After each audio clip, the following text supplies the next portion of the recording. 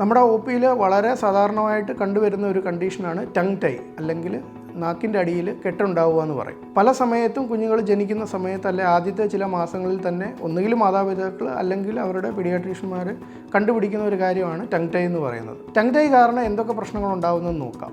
ഒന്നാമതായിട്ട് പാല് കുടിക്കാനുള്ള ബുദ്ധിമുട്ട് ഉണ്ടാകാം. പാല് കുടിക്കാനുള്ള ബുദ്ധിമുട്ട് ഉണ്ടാകുന്നത് വളരെ ഒരു ചെറിയ ശതമാനം കുട്ടികളിൽ മാത്രമേ ഉള്ളൂ. ഓൾമോസ്റ്റ് 99% കുട്ടികളിലും ഇങ്ങനൊരു ബുദ്ധിമുട്ട് ഉണ്ടാകാറില്ല. വളരെ സിവിയർ ടങ് ടൈ ഉണ്ടെങ്കിൽ ലാച്ച് ചെയ്യാനായിട്ട് അല്ലെങ്കിൽ ബ്രസ്റ്റിൽ അവർക്ക് വാഗൊണ്ട് ഫേമായിട്ട് പിടിച്ച് പാല് സക്ക് ചെയ്തെടുക്കാനായിട്ട് ബുദ്ധിമുട്ടുണ്ടാകാം. ഇങ്ങനെ വളരെ ഫീഡിങ് ഡിഫിക്കൽറ്റി ഉള്ള കുട്ടികളിൽ, പ്രത്യേകിച്ച് വെയിറ്റ് ഗെയിൻ ചെയ്യാത്ത കുട്ടികളിൽ ടങ് ടൈ എന്ന് പറയുന്ന കണ്ടീഷൻ ഇത് കണ്ടുപിടിക്കുന്ന സമയത്ത് തന്നെ, അത് ഈവൻ ദിവസങ്ങൾ പ്രായമുള്ളപ്പോൾ അല്ലെങ്കിൽ മാസങ്ങൾ പ്രായമുള്ളപ്പോൾ തന്നെ ചെയ്യാറുണ്ട്. ഞാൻ പറഞ്ഞതുപോലെ ഇത് വളരെ റെയറായിട്ടാണ് ഇങ്ങനെ ഒരു ആവശ്യത്തിന് വേണ്ടി സർജറി ചെയ്യേണ്ടി വരുന്നത്. കൂടുതലും ബുദ്ധിമുട്ടുണ്ടാകുന്ന സംസാരത്തിൻ്റെ സമയത്ത്. നമുക്കറിയാവുന്ന പോലെ പല വാക്കുകൾ സംസാരിക്കാൻ നമ്മുടെ വായുടെ പല ഭാഗങ്ങൾ ഉപയോഗിച്ചായിരിക്കും സംസാരിക്കുന്നത്. ചില പ്രത്യേക സിലബിൾസ് ഉച്ചരിക്കാനായിട്ട് നമ്മുടെ നാക്ക് മേളിലോട്ട് റോൾ ചെയ്ത് വായുടെ മേൽഭാഗത്ത് ടച്ച് ചെയ്യേണ്ട ആവശ്യം വരാറുണ്ട്. സിവിയർ ടങ് ടൈ ഉള്ള കുട്ടികൾക്ക് ഈ പറഞ്ഞ മൂവ്മെൻറ്റ് ബുദ്ധിമുട്ടായിരിക്കും. അപ്പോൾ അങ്ങനെ ബുദ്ധിമുട്ട് വരുന്ന കുട്ടികളിൽ ഉച്ചാരണം ശരിയായിട്ട് വരത്തില്ല.